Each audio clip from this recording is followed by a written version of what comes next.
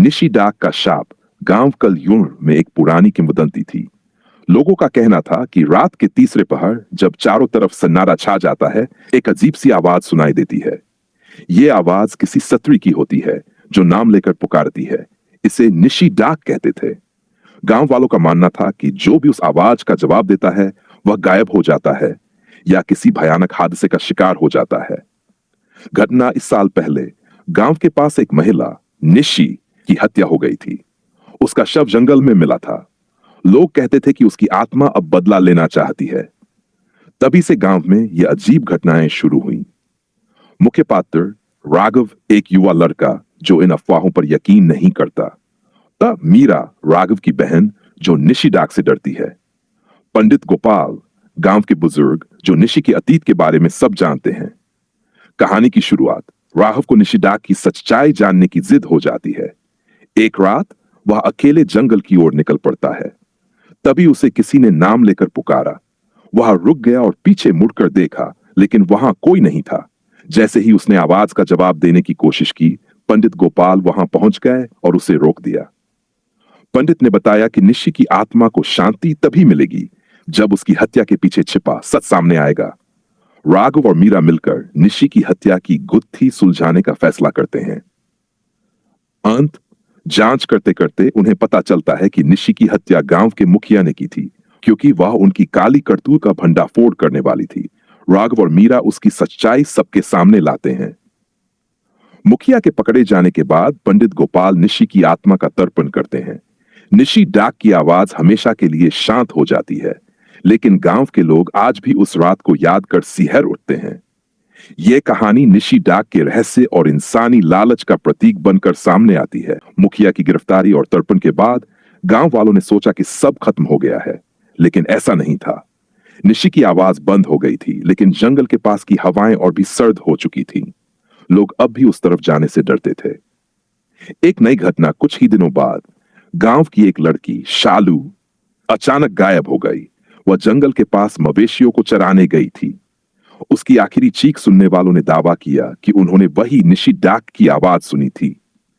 पंडित गोपाल इस घटना से विचलित हो गए। उन्होंने राघव और मीरा को बुलाया। हम सब ने सोचा था कि निशी की आत्मा को शांति मिल गई, पर यह उसकी आत्मा नहीं। यह कुछ और है जो निशी के नाम का इस्तेमाल कर रहा है। राघव का संकल्प राघव ने तय किया कि वह फिर से जंगल जाएगा, लेकिन इस बार वह अकेला नहीं था। उसके साथ पंडित गोपाल और गांव के कुछ अन्य लोग भी थे। जंगल के भीतर जैसे जैसे वे आगे बढ़े, हर तरफ सन्नाटा था। अचानक एक तेज ठंडी हवा चली और सबने एक स्त्री की छाया देखी। यह निशी नहीं थी, बल्कि एक औरत थी जिसके चेहरे पर गुस्सा और डरावनी मुस्कान थी। रहस्य का खुलासा पंडित गोपाल ने मंत्र पढ़ना शुरू किया। छाया चीखने लगी और बोली, मैं निशी नहीं हूं, मैं वह हूं जो इस गांव के पापों का हिसाब ले रही हूं।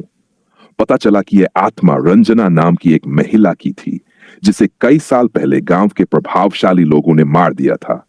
वह निशी की आत्मा की ऊर्जा का उपयोग कर रही थी ताकि अपने दर्द का बदला ले सके। समाधान और नई शुरुआत। पंडित गोपाल ने रंजना की आत्मा से विनती की कि वह अपनी शांति के लिए बदला लेना छोड़ दे। गांव वालों ने मिलकर उसकी हत्या के जिम्मेदार लोगों को सजा दिलाने का वादा किया।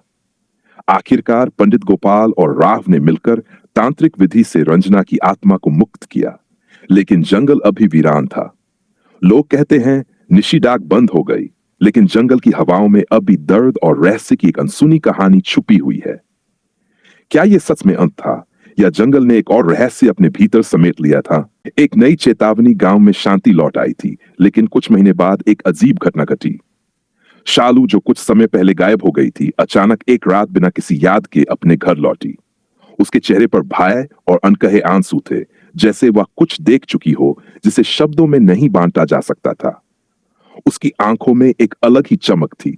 वह वही लड़की नहीं थी जो पहले थी। शालू का रहस्य शालू ने किसी से कुछ नहीं कहा, लेकिन उसका व्यवहार काफी बदल चुका था। वह घर में ज्यादा समय बिताने लगी, रातों को जागती रहती और अक्सर बड़बड़ाती रहती। एक दिन मीरा ने शालू से बात की, लेकिन उसे कोई जवाब नहीं मिला। वह बस एक ही बात दोहराती रही, निशी डाक आ रही है, वह लौट आई है। राघव और मीरा पंडित गोपाल से मिले, जिन्होंने शालू की स्थिति देखी और समझा कि यह एक पुरानी आत्मा का प्रभाव हो सकता है। जो फिर से जाग उठी है। पंडित गोपाल ने बताया कि रंजना की आत्मा पूरी तरह से मुक्त नहीं हुई थी। वह अभी भी बदला लेना चाहती थी और अब उसने शालू को अपनी नई शिकार के रूप में चुना था। पंडित गोपाल की खोज। पंडित गोपाल ने राघव और मीरा को जंगल में फिर से भेजा ताकि वे ये पता लगा सकें कि रंजना की आत्मा अब किस रूप में आ रही है। पंडित ने बताया कि रंजना का भूत अब खुद को निशी डाक के रूप में प्रस्तुत कर रहा था ताकि उसे पहचानने में लोग भ्रमित हो और वह अपने मिशन को जारी रख सके। जंगल में जाते हुए राघव और मीरा ने महसूस किया कि हवा में कुछ हलचल थी। जैसे जैसे वे जंगल के भीतर बढ़े, उन्होंने देखा कि शालू की एक छाया उनके पीछे आ रही थी। अचानक राघव की आंखों के सामने शालू का चेहरा बदल गया और उसकी जगह वही डरावनी महिला खड़ी हो गई, जिसका चेहरा भयावह था और जिसकी आंखों में गुस्सा था। शालू को बचाने का प्रयास। राघव ने शालू को अपनी चुप से बाहर लाने की कोशिश की। वह उसे समझाता रहा, शालू तुम ठीक हो, तुम्हारी आत्मा को कोई नुकसान नहीं होगा, हमें तुम्हें बचाना है। लेकिन शालू की आवाज नहीं सुनाई दी। वह बस एक गहरी आवाज में बड़बड़ाती रही, निशी डाक का शाप फिर से लौट आया है और अब मैं उसकी जगह हूं। अब राघव को समझ में आ गया था कि रंजना ने शालू के शरीर पर कब्जा कर लिया था ताकि बदला ले सके। पंडित गोपाल के बताए अनुसार राघव और मीरा ने एक तांत्रिक विधि अपनाई जिससे शालू की आत्मा को मुक्त किया जा सके। यह एक कठिन प्रक्रिया थी जिसमें कई खतरनाक मंत्र और आहुति देने की जरूरत थी।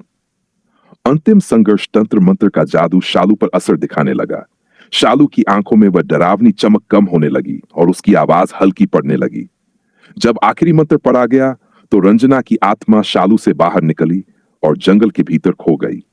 उसकी छाया हवा में घुलते हुए फिर से गायब हो गई। निष्कर्ष, शालू को उसकी आजादी वापस मिल गई, लेकिन उसका शरीर अब पहले जैसा नहीं रहा।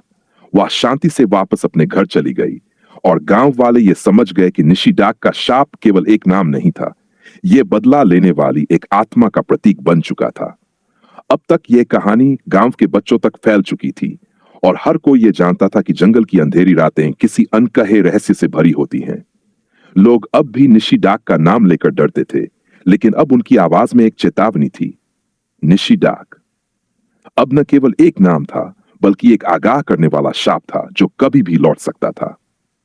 क्या यह आखिरी अध्याय था या यह कहानी एक नई भयानक शुरुआत की ओर इशारा कर रही थी?